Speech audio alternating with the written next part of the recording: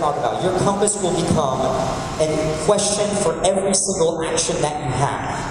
The question you will ask yourself is, what I'm about to do, is it going to get me closer to my goal, or is it going to get me further away from my goal?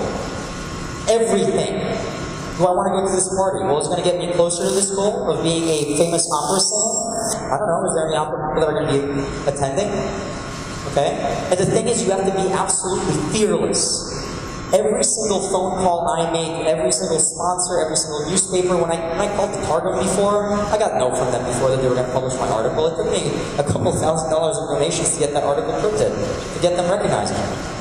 Okay? It wasn't easy to get this space and talk to these professors. I got turned down at other schools. You know, Professor Lathrop was so generous to meet with me. I'm pretty sure he just thought I was just some, whack job that was just like, I just want to visit campus because I'm crazy. The reality is, when he met me, I explained to him how important it is for me to express that you can do this. Okay? The resources are available here, and the failures that I encountered are the things that made me who I am today. I used to be a concert promoter. Okay? I am literally the first person to ever hold a boat race in Philadelphia. That's pretty cool. Okay? I'm also, at that same party, I was earning $300 per week because I was working retail, and I lost because it was stolen from me. I lost $2,800. Somebody took the cash box that we had where we were taking all the tickets and everything and just walked away with it. No security, because we're idiots, we're just partying. And what I learned from that was I learned how to host an event and keep track of the things that are important. But it was a failure. I failed the bar exam the first time. Massive failure. Okay? I am no longer an attorney. I don't know if I consider that a failure because I love what I do. But the reality is, I no longer do these things, but everything that I did 100%. When I was a concert promoter, I was dating a DJ, I was going to Burning Man, I was going to Philadelphia every night. My weekend started on Thursday afternoon and ended on Monday morning. Every single weekend. Okay, 100%. I was setting up events, I was building them, I was recruiting people to build sets. Let's go get some black lights, glow sticks, everything like that. I don't even know glow sticks, like with LEDs, glow sticks doesn't make sense anymore. Okay? But every single one of those things I did 100%. And the reason that's important is because when you work at 100% for whatever it is you're doing, by the way, whatever crazy thing that you want to do, don't do like, commit yourself to those things you love to do, because you're going to not end up loving them. I don't know too many people, actually I don't know anybody who started doing the thing that they love and that was it. Everybody changes direction. Harrison Ford was a carpenter. Okay, he ended up being a famous, Han Solo. I used to be a concert promoter, attorney, all these other things, and I didn't end up doing those things, but because I did them 100%, I trained myself that today, when I do this, I will not sleep, I will not eat, I forget to eat. My wife is here, her name is Renata, she's wearing the same costume, everybody say hello, so I can embarrass her. She has to feed me because I forget to eat. I don't sleep, I drink coffee, I operate on coffee, okay? The thing is, there's, Robert Greene wrote the book 48 Laws of Power. He then wrote another book about 50 Cent called The 50th Law. And the reason, and what he says in it is that you have to love something so much that you forget to eat, you forget to sleep. Because when I was putting this event together, I absolutely love everything about this. I love being out here, man, when I have a tent and I go out backpacking and I fly a drone and I'm able to take photos and I'm able to show this to you guys. I love it. I want to take all of you on a trip. I hope you guys go to Yosemite. Have you guys seen the video of me cave diving? I put a video of me cave diving, saying hello to you guys on the event page. I went cave diving. When I go places right now, I say yes. And what happened, the way I started was when you guys organize things over here. So here's a question. When you guys get excited about something, you say, hey, does everybody want to do something? You guys don't want to go on the weekends to New York and do this thing? Everybody's like, yeah, of course we do. And then Friday rolls around. And how many people want to go on Friday? And then Saturday morning rolls around and you're just like, God, I really wanted to go to that thing, but nobody's committing. What I ended up doing is saying, I'm going to do it anyway. And I taught myself, do not depend on other people. This trip, 3 people canceled. I was the only person that went from New Jersey, and I took the bus all the way up to Maine. Yes, this is why Greyhound gave me the medal. I went up to Maine on my own, and I joined a group of people for a sunrise summit during the Super Bowl to go climbing on Mount Washington, which is one of the most dangerous mountains in the world, just in our backyard. And the reason I did that was because I will no longer let anybody stop me from what I love to do. If you guys want to do something crazy, you need to figure out how to do it. Set the goal. Maybe not this year. My first year when I went to Rutgers Law School, they had a trip to South Africa. The first thing I did is I walked up to the professor and I said, hey, I'd like to go. And he said, oh, this is only open to second years and third years. And I was just like, so how do I go? And he's just like, well, you can go, but you have to pay for it. I'm just like, oh, okay, cool. So financial aid? They're like, no, because if you're not getting credits, you can't. I'm just like, well, we got to figure it out then. You know, I just got on it. Okay, I ended up going second year because something else came up that was awesome. But another thing is, you guys, so this is important for college right now. When you come to college, you are forced to select what you are going to be doing for the next 4 years. How many people knew what they wanted to do before they came to college? Just a quick show of hands. Congratulations, that's awesome. You'll probably change your mind, I hope you don't. I hope you invest wisely. But the reality is, during my freshman orientation, I sat in the audience, and they said, you have to pick a major. You have until this day to pick a major. You guys are familiar with this, right? You have to pick a major. What does that mean? So the first next years of your life, you are locking in to do something. Okay? And the thing is, you don't have to pick it then. The thing that happens in college is you come and you get that giant booklet, the pamphlet, the catalog, and it has listed what the majors are, right? Did you guys find exactly what you want in there? Or did you kind of find sort of what you want? Right? You're like, well, this kind of works. I mean, you've got classes that I like, right? Well, the thing is, and the thing I'm going to tell you right now, some of the most successful people that I know, the most successful people, said, I don't like any of these majors. And I'm going to tell you right now, there's a choice that the school doesn't tell you about that is available. It's choice D. It's none of the above. You can create your own major. Let me say that again. You can create your own major. When I was going to school, there was no wine class. There is a wine class today. A wine class. You can become a wine professional from university. Okay? Some of the most successful people I know literally said, none of these majors make sense. I'd like to create my own major. And they went to professors, and of course they got told, no, you can't. You know? But here's a story. When I was in my fourth year, 2004, so I was 2 years away from 1 year away from graduating, that's an extra year, I wanted to go study abroad in Australia. I went to the study abroad office, and I said to them, I'd like to study abroad. And they said, you can't, because you're so far along in your major that your classes you cannot take over there. And I said, that's ridiculous. Because I looked at the catalog, and literally, this calculus class with this exact description is available in Australia. How come I can't take that? And they said, well, we don't know if it's good. And I'm like, well, how do I find out if it's good? And they said, well, email the professor, and ask him to send the syllabus over, we'll look at it, and if it's good, then you can go. And I'm like, what? Wait, hold the phones. So I went to study abroad 2 more times because I did that. I contacted professors, got the syllabus, and I ended up taking the last major classes of my school abroad when they said you can't do that. I just did the extra work. You can go and study abroad. You're retired. You don't have to actually attend Rutgers to graduate from Rutgers. Anyway, that's a reality. Okay, so if you don't like the major that you're in, here's where this demonstration is going to make sense.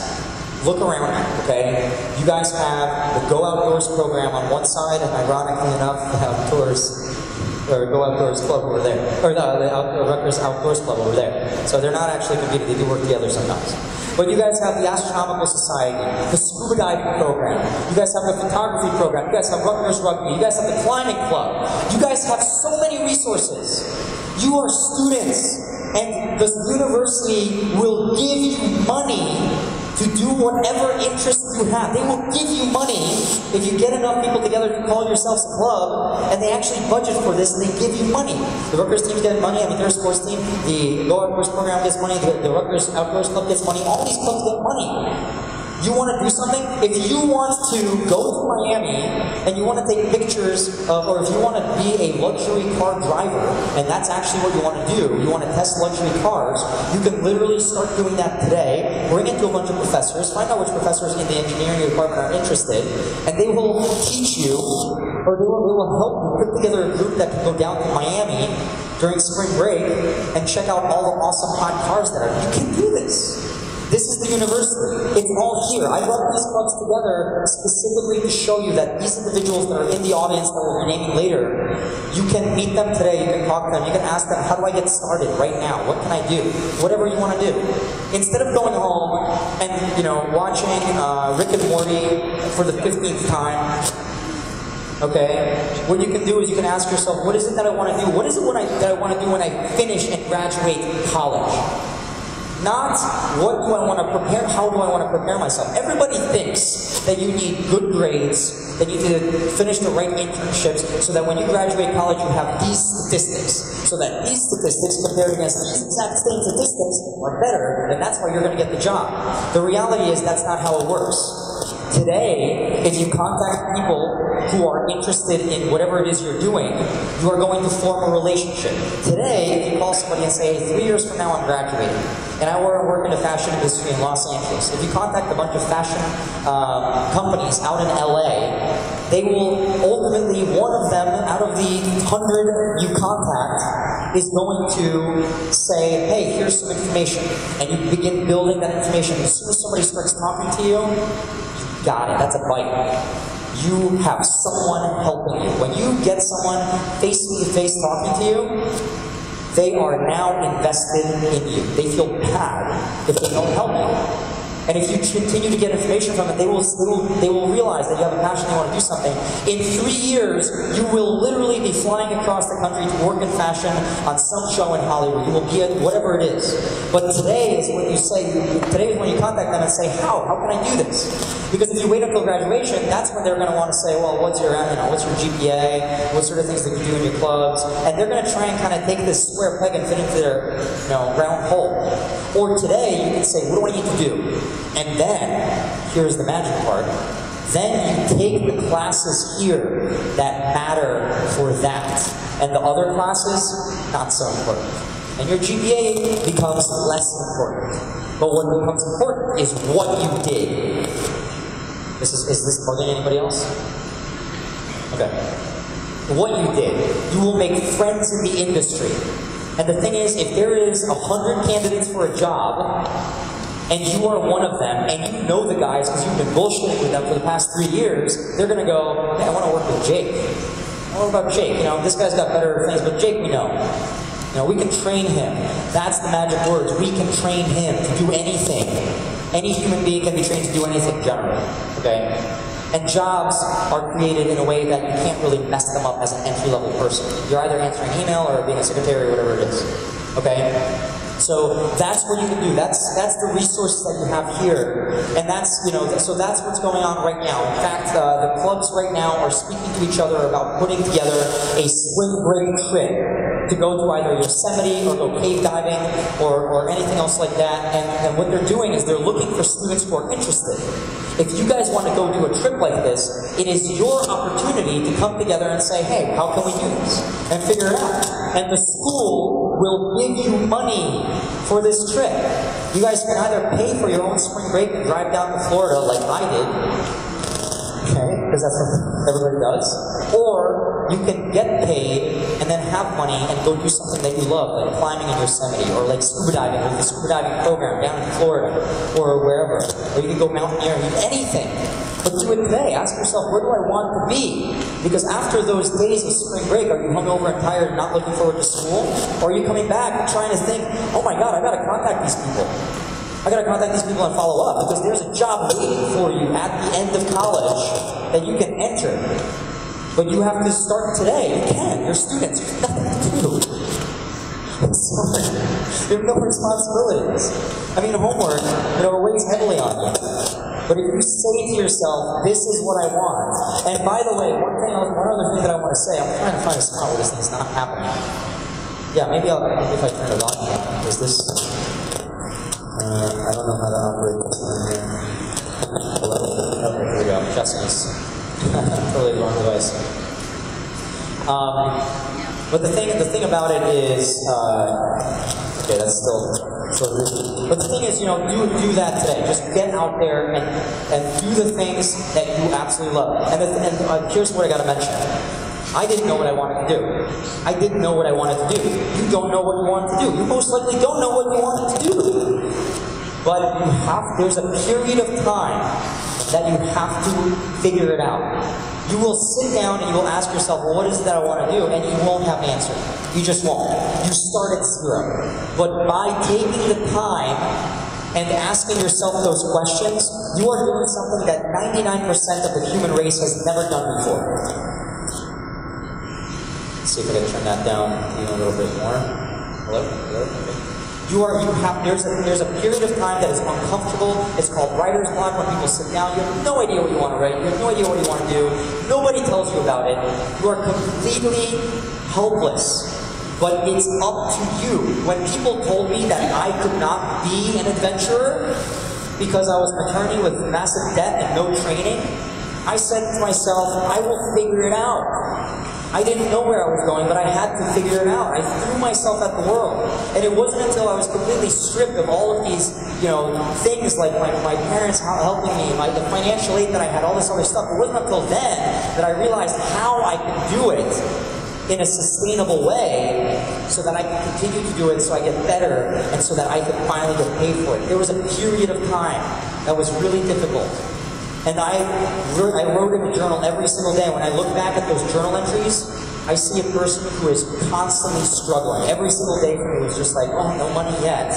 And this is not working out, and this is not working out. And I convinced myself to be positive and say to myself, well, I did this. And my journal became, I can't do this, to this is what I've done to get closer to my goals. Alright, and so this is where there's the part where I want to talk about the new technology that I'm using. So I just showed you this 360-degree camera that I'm going to be strapping to a drone that I'm going to be flying around. I am going to be taking this down to the caves of Mexico. So this is the next part of my presentation over here. This is Rodrigo. I met Rodrigo when I was down in Cancun, Mexico. Cancun, Mexico, for all of you guys, a $300 round-trip ticket. Who has been to spring break in Mexico? Okay, good thing that MTV's not there anymore. I see somebody over here. Spring break in Mexico is just a trampled place. It smells like it's just terrible. But underneath the Yucatan Peninsula, you have giant, city-sized mazes. City-sized. That you can crawl through. The entire continent is called karst limestone, and as the ice ages melted the water, and the water level raised, and then it refroze and the water lowered, these caves were flushed in and out, and all this stuff created massive networks of tunnels. And we went walking through these tunnels, and these are as of yet unexplored chambers that no human being has ever been in before in the history of time. Ever. People tell you that the Earth has been discovered because we've been to the top of Mount Everest, because we've been to the Mariana Trench. That is absolutely not true. I am going out to prove that these places are places that human beings have never been. We still have places to discover on our own Earth, much less the planets. And this is where I'm going to be taking this incredible camera. I'm going to be taking this and taking this photography. I'm producing the first 360-degree documentary about going to these caves. Why? Because I can. Here's another photo. So we were down there for 20 minutes. I meditated down there in perfect pitch black. So this is when we turned the lights on. We took some photos because they look cool. But we actually meditated underground in a chamber with lukewarm water, with no animals, with no life. It's totally sterile over there. No humans have ever been down. So this cave actually people have been down there. But we just discovered a cave, 40 kilometers long underground. They haven't reached the end of it. I'm going to be going down there the next couple of months, and I'm going to be discovering it. And this is how 360-degree video works, just to give you guys an idea. Normally, when you have a screen in front of you, the camera points in a certain direction and it films a square. The way that a 360-degree camera works is it's got these special lenses, and it films footage on the inside of a sphere. And that sphere is projected from your vision, and that's how you are able to watch. You are actually looking at a video that is literally playing in front of you at the same time as playing behind you, and it's just your point of view that changes. And so this is, I started a new website, it's called World in 360. This is going to be a website where I'm going to put free content from my expeditions that I'm going to be taking around the hospitals to show to people. I'm going to be taking underprivileged kids from schools to the Louvre who would never imagine that they could go, because I am telling you, this stuff is possible. It's just up to you. I am literally a page in your story. Every single one of you people that is here, every single one of you students is here looking at me, and you will probably forget me, hopefully not, in the next couple of weeks.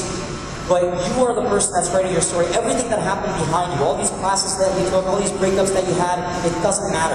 The future is blank pages, and you get to write whether you're going to want to do what you want to do, or whether you're just going to finish class, just be over with college, and then what happens after that, who knows. Okay? So that is the end of my presentation. If we have any questions,